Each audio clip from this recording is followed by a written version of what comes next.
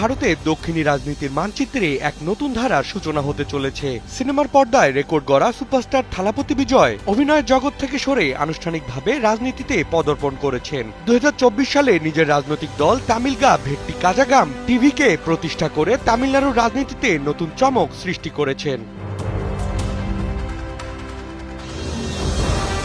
2026 সালে তামিলনাড়ুর বিধানসভা নির্বাচনে বুথ ফেরত জরিপ অনুযায়ী বিজয় রাজনীতিতে প্রথমবারেই বেশ ভালো জনসমর্থন পাচ্ছেন।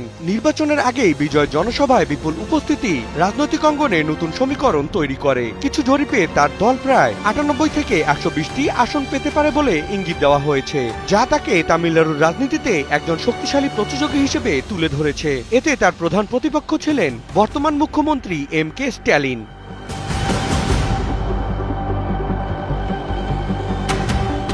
তবে সব জরিপ একই চিত্র তুলে ধরছে না। কিছু সংস্থার মতে ডিএমকে জোট 120 থেকে 145টি আসন পেয়ে এগিয়ে থাকতে পারে। অন্যদিকে এআইএডিএমকে জোটের প্রাপ্তি হতে পারে 60 থেকে 80টি আসন। কিছু জরিপে আবার বিজয়ের দলকে তুলনামূলক কম আসনও দেওয়া হয়েছে।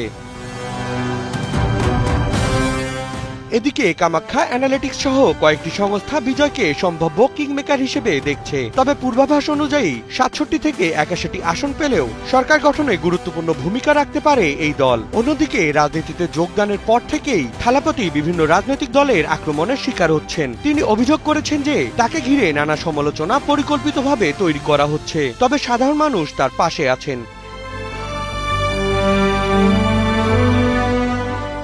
গত 23 এপ্রিল 234টি আসনে ভোট গ্রহণ শেষ হয়েছে। এতে ভোটারদের উপস্থিতি ছিল 82%-এরও বেশি, যা রাজ্যের মানুষের রাজনৈতিক আগ্রহের বড় প্রমাণ। সব মিলিয়ে প্রশ্ন এখন একটাই, সিনেমার বক্স অফিসের মতো রাজনীতির মাঠেও কি বাজিমাত করবেন বিজয়? ফলাফলেই মিলবে সেই উত্তর।